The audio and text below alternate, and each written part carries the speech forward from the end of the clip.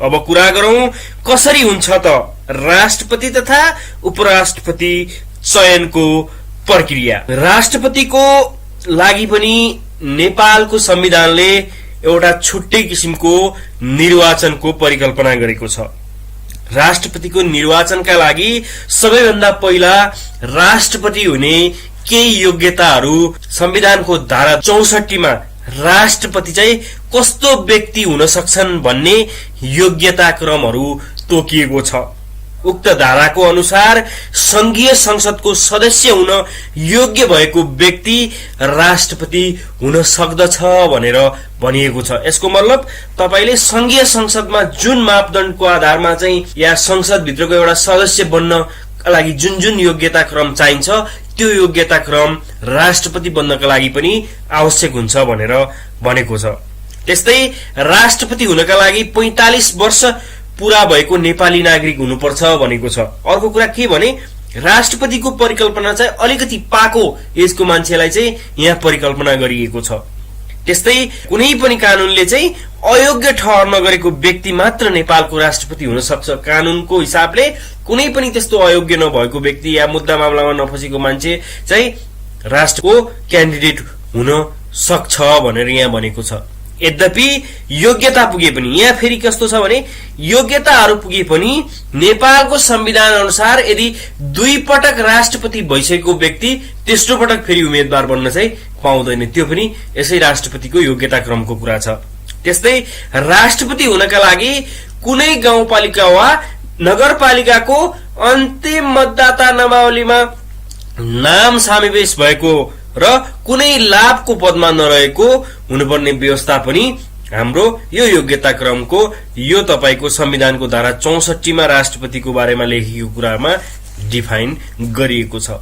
अब यस्तै कुरा गरौं राष्ट्रपतिका हकमा पनि जुन हाम्रो यी जो मापदण्डहरू तोकिएका छन् राष्ट्रपतिको हकमा, हाम्रो उपराष्ट्रपतिको हकमा पनि सोही योग्यता लागू हुने संविधानको धारा 69 मा व्यवस्था गरिएको छ। संविधानको धारा 70 ले चाहिँ राष्ट्रपति र उपराष्ट्रपति फरक फरक लिङ्ग वा समुदायको हुने व्यवस्था गरेको छ। अब यो फरक फरक लिङ्ग वा समुदायको हुने व्यवस्था भनेको के भने यदि महिला राष्ट्रपति भयो भने पुरुष चाहिँ उपराष्ट्रपति हुनु पर्यो, यो चाहिँ लिङ्गको कुरा आयो। यदि महिला चाहिँ राष्ट्रपति भयो भने पुरुष उपराष्ट्रपति हुने लिङ्गको कुरा। त्यस्तै पुरुष राष्ट्रपति भयो भने उपराष्ट्रपति महिला हुनु पर्यो लिङ्गको आधारमा है। र त्यस्तै अब त्यस्तो कुरा हैन भने यदि जातीयता या सामुदायिकको हिसाबले हेर्ने हो भने समुदायको हकमा चाहिँ नेपालको जात जाति र समुदाय अनुसार फरक फरक समूहको हुनु पर्यो। जस्तै ल मानौ एउटा कुनै जनजाति कम्युनिटीको राष्ट्रपति भएको हो भने त्यो भन्दा अन्य कम्युनिटीको तपाईको उपराष्ट्रपति हुनु पर्यो। यो हिसाबले चाहिँ हाम्रो राष्ट्रपतिको योग्यता क्रमहरू र राष्ट्रपतिलाई कसरी चयन गर्ने भन्नेको एउटा मापदण्ड हाम्रो संविधानमा स्पष्ट रूपमा व्याख्या गरियो। अब राष्ट्रपतिको निर्वाचन कसरी हुन्छ त यो कुरा हामीले बुझ्नु पर्यो। अब यो कुरा आयो, यो त पहिला मैले जुन तपाईहरुलाई अहिलेसम्म बताए त्यो कुरा थियो राष्ट्रपति हुनका लागि के योग्यता क्रमहरू चाहिन्छ। अब यस्तै कुरा गरौं राष्ट्रपतिको निर्वाचन कसरी हुन्छ त। राष्ट्रपतिको निर्वाचन सम्बन्धी व्यवस्था पनि संविधानको धारा 62 मा गरिएको छ। उक्त धारामा गरिएको व्यवस्था अनुसार राष्ट्रपतिको निर्वाचन संघीय संसदका सदस्य र प्रत्येक सभाका सदस्यहरू मतदाता रहेको निर्वाचन मण्डलबाट हुन्छ। राष्ट्रपतिको निर्वाचनका भोटरहरू को हुन् भनेर चाहिँ अब डिफाइन गर्नु पर्दाखेरि चाहिँ हामीले राष्ट्रपतिको निर्वाचनमा संघीय संसद जुन हामी संघीय संसद भन्छौं, माथिल्लो हाम्रो संघको संसद र तल रहेको प्रदेश सभाका सदस्यहरूलाई समेटिएर बनाएको एउटा निर्वाचक मण्डलबाट चाहिँ यो इलेक्सन हुन्छ भनेर हाम्रो संविधानमा व्यवस्था गरिएको छ। संविधानको धारा 62 को उपधारा 3 ले निर्वाचन मण्डलको तत्काल कायम रहेको कुल मतको बहुमत प्राप्त गर्ने व्यक्ति अर्थात मतदानमा कुल मतको 50% भन्दा बढी मत प्राप्त गर्ने उम्मेदवार चाहिँ राष्ट्रपतिमा निर्वाचन हुने व्यवस्था गरिएको छ भनेको छ हाम्रो यो उसमा।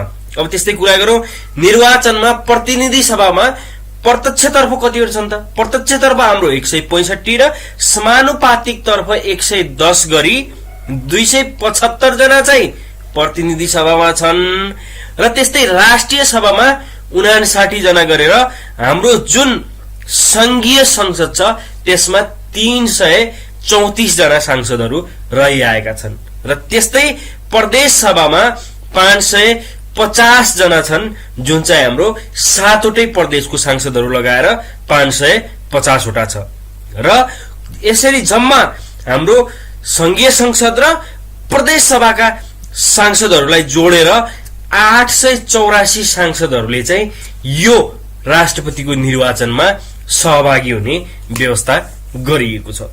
अब यहाँनिर तपाईहरुलाई अलिकति के फरक लाग्न सक्छ भने धेरै कन्फ्युजन हुन्छ। यहाँ हाम्रो एउटा मोडालिटी अलिकति राष्ट्रिय सभा छ, प्रतिनिधि सभा छ, प्रदेश सभा छ, यो डिफरेन्ट किसिमका सभाहरू छन्। एकचोटी म हल्का तपाईलाई पनि यो राष्ट्रिय सभा कसरी बनेको छ भनेर म तपाईलाई अलिकति विस्तृत रूपमा तपाईलाई जानकारी दिन्छु।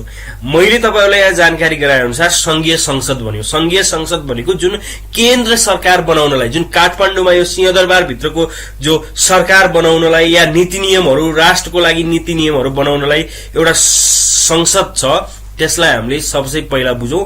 त्यो भनेको संघीय संसद हो। संघीय संसदमा टोटल नम्बर अफ 334 जना छ भनेर हामी यसरी बुझौं। 334 लाई पनि दुई क्याटेगोरीबाट आएको हो त्यो 334 चाहिँ। अब त्यसलाई चाहिँ पहिला कुरा गरौं, प्रतिनिधि सभा भन्ने छ एउटा। यो संघीय संसदमा एउटा प्रतिनिधि सभा छ र अर्को चाहिँ राष्ट्रिय सभा छ। प्रतिनिधि सभा भनेको चाहिँ के हो भने जुन हाम्रो इलेक्सन भयो भर्खरै मंसिर 4 मा जुन इलेक्सन भएको थियो, त्यो इलेक्सनमा चाहिँ प्रत्यक्ष फलानु यो क्षेत्रबाट यो मान्छे उठेको छ, मतलब काठमाडौँ क्षेत्र नम्बर 1 बाट यो उठेको छ, 2 नम्बरबाट यो उठेको छ, जो यो ठाउँबाट उठेको छ भन्ने कुरा थियो। त्यो भनेको हाम्रो प्रत्यक्ष तर्फको के भयो, सीटहरु भयो। त्यो प्रत्यक्ष तर्फको टोटल नेपाल राज्यभरि 165 वटा सीट छ र समानुपातिक तर्फ 110 सीट हुन्छ। समानुपातिक भनेको कस्तो भने निर्वाचनमा जुन मत छाप लगाएका थियौं, मत गरेका थियौं, त्यतिखेर हाम्रो एउटा समानुपातिकमा चाहिँ एउटा पार्टीलाई दिने भन्ने मत हो। त्यो पार्टीलाई दिएको बाट चाहिँ इलेक्सन भएर आएका 110 जनाहरू चाहिँ गरेर टोटल तपाईको 275 जना चाहिँ प्रतिनिधि सभामा आउँछन्। त्यसमा प्रत्यक्ष तर्फको 165 र समानुपातिक तर्फको 110 गरेर टोटल 275 जना प्रतिनिधि सभामा आउँछन्। अब त्यस्तै संघीय संसद भित्र अर्को राष्ट्रिय सभा भन्ने पनि छ। राष्ट्रिय सभा भनेको के भने राष्ट्रिय सभामा टोटल नम्बर अफ 59 जना चाहिँ राष्ट्रिय सभामा हुन्छ। अब यो 59 जना राष्ट्रिय सभामा कहाँबाट आउँछ भन्ने कुरा तपाईलाई यदि जिज्ञासा हुन्छ भने 7 वटा प्रदेशहरू जुन छ हाम्रो जुन नयाँ संविधानले व्यवस्था गरेको 7 वटा प्रदेश छ, त्यो 7 वटै प्रदेशबाट यो राष्ट्रिय सभा बन्नलाई प्रदेशबाट चाहिँ 8 जना आउने भो। 56 जना चाहिँ तपाईको प्रदेशबाट आयो। अब बच्यो कतिवटा 59 पुग्न 3 जना बच्यो भने यो 3 जना चाहिँ सरकारले स्पेशली रूपमा चाहिँ मनोनयन गरेर चाहिँ यो राष्ट्रिय सभाको परिकल्पना गरिएको छ हाम्रो संविधान भित्र। यसरी दुईटै प्रतिनिधि सभा र राष्ट्रिय सभाको गरेर संघीय संसद बन्छ र संघीय संसद टोटल नम्बर अफ 334 जनाको छ। साथीहरु, मैले तपाईहरुलाई भनिसके प्रदेश तर्फको चाहिँ हाम्रो 7 वटै प्रदेश मिलाएर 550 जना छ। अब यसको बारेमा पनि म तपाईहरुलाई नयाँ भिडियोमा कसरी छ, यो प्रक्रिया कस्तो छ, प्रदेश प्रमुखहरू चुन्ने प्रक्रिया कस्तो हुन्छ, यसको बारेमा पनि म एउटा नयाँ भिडियो बनाएर तपाईहरुलाई सम्झाउने छु। तर हालका लागि चाहिँ तपाई के बुझ्नुस् भने हाम्रो प्रदेश अन्तर्गत चाहिँ 550 जना संसद छ, दुईटै समानुपातिक र तपाईको प्रत्यक्षमा मिलाएर। अब कुरा गरौं यो जुन तपाईको इलेक्सन हुन्छ, हाम्रो जुन राष्ट्रपतिको लागि र उपराष्ट्रपतिको लागि निर्वाचन हुन्छ, त्यो निर्वाचन हुँदाखेरि चाहिँ पहिला हाम्रो जस्तो हामीले नर्मल भोटिङ गर्दाखेरि चाहिँ कस्तो थियो सिस्टम भने जुन गर्दाखेरि चाहिँ एउटा भोट हुन्थ्यो, एउटै भोटको भ्यालु एउटै हुन्थ्यो, मैले एउटा भोट गरे एउटै हुन्थ्यो। तर यो राष्ट्रपतिको इलेक्सनमा जुन सभासदहरूले भोट गर्छ त्यसको भोटको चाहिँ एउटा भ्यालु अर्थात मतभार रहिआएको छ। अब त्यो मतभार भनेको के हो यो बुझौं है। राष्ट्रपति र उपराष्ट्रपतिको निर्वाचनका लागि भने प्रतिनिधि सभा सदस्य र राष्ट्रिय सभा सदस्य र प्रदेश सभाका सदस्यहरू मतदाता हुने कुरा छ। तर संघीय सांसदहरूले दिएको 1 भोट बराबर 79 र प्रदेश सभाका सदस्यले दिएको 1 भोटको 48 मतभार हुन्छ भनेर यो संविधानमा व्यवस्था गरिएको छ। अब यो कसरी क्याल्कुलेट गर्छ यो चाहिँ फेरि तलमाथि हुन्छ है। जनसंख्याको हाम्रो जनगणना छ, जनगणना अनुसार नेपालको जनसंख्यामा भएको चेन्ज अनुसारले यो मतभार पनि चेन्ज हुन्छ है। अब यो मतभार चाहिँ कसरी निकाल्छ त भनेर तपाईलाई यदि लागिरहेको जिज्ञासा छ भने तपाईहरुलाई हेर्न सक्नुहुन्छ।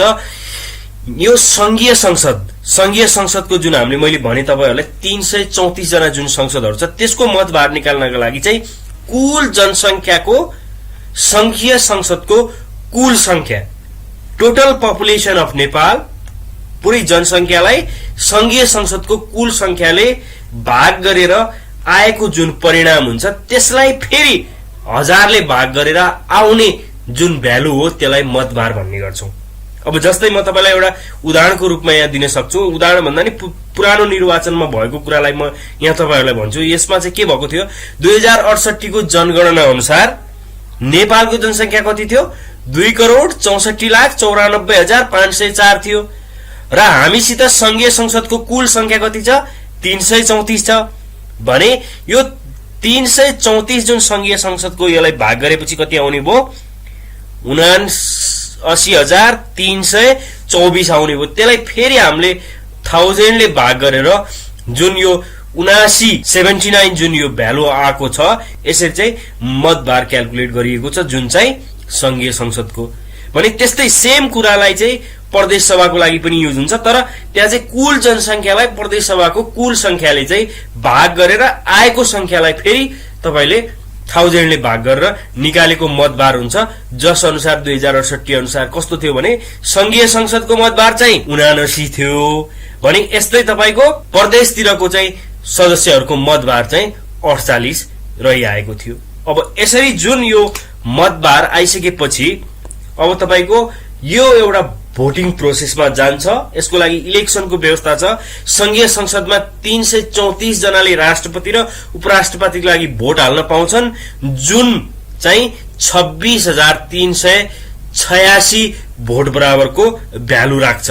मैले जस्तै क्याल्कुलेट गरे अनुसार भनेको मतलब यो ठ्याक्कै कसरी बनेको हो भने 334 × 79 गरेर आउने जुन मतभार हो, भोट हो, त्यो चाहिँ कति हुन्छ भने 26,386 भोट बराबर हुन्छ र सातवटै प्रदेश सभामा 550 जना सदस्य हुन्छन् र ती सदस्यहरुको भोटको टोटल भोट चाहिँ कति हुन आउँछ भने 26,400 बराबर हुन आउँछ। यी दुवै सदनको मतभार जोड्दा राष्ट्रपति निर्वाचनमा कुल 844 जनाले मतदान गर्छन् र उनीहरुको मतको गणना भने 52,786 हुन पुग्छ। अब यति यो चाहिँ कस्तो भयो भने दुईटै तपाईको 884 जनाको टोटल मतभागको गणना भयो। अब राष्ट्रपति हुनको लागि चाहिँ जम्मा खसेको मतको बहुमत प्राप्त गर्ने उम्मेदवारले राष्ट्रपतिमा चयन हुने यो चाहिँ व्यवस्था छ। निर्वाचन मण्डलको कुनै पनि सिट खाली नभएको अवस्थामा यदि त्यहाँ निर्वाचन जुन छ हाम्रो 884 जुन सिट छ त्यो सिटमा कुनै पनि यदि सिट खाली नभएको अवस्थामा राष्ट्रपति निर्वाचन हुनका लागि कम्तीमा पनि 26,394 मत ल्याउनु पर्ने यहाँ देखिन्छ। यदि पहिलो निर्वाचनमा कसैले अब यो त भयो, यदि यस्तो हुँदाखेरि चाहिँ कस्तो हुन्छ भने ल मानौ 50% मत कसैले ल्याएन रे, त्यो निर्वाचन भयो, ल मानौ 3 जना उठेको थियो, 3 जना मध्येको कसैले चाहिँ 50% मत ल्याउन सकेन भने यदि यो निर्वाचनमा कसैले 50% भन्दा मत ल्याउन सकेन भने यसलाई चाहिँ फेरि रिइलेक्सन हुन्छ। फेरि रिइलेक्सन हुँदाखेरि चाहिँ त्यो जुन 3 जना मध्ये जुन 2 जनाले हाईएस्ट भोट ल्याएको थियो त्यो दुईको बीचमा मात्रै हुने भयो। अब तेस्रो इलिमिनेसन हुने भयो।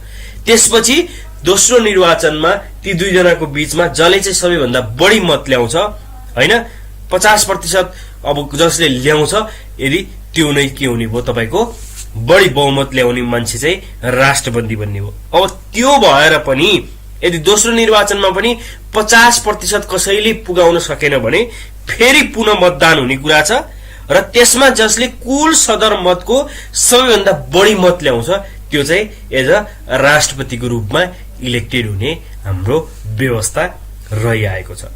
साथीहरू, तपाईहरुलाई आजको भिडियो कस्तो लाग्यो कमेन्ट सेक्सनमा आफ्नो प्रतिक्रिया राख्न नभुल्नुहोला। साथसाथै यस्तै जानकारीमूलक भिडियोको लागि हाम्रो आरएनए नेपाली युट्युब च्यानललाई सब्स्क्राइब अनि साथीहरुमा शेयर गरी हाम्रो फ्यामिली ग्रोथमा पनि सहयोग गरिदिनु होला। धन्यवाद।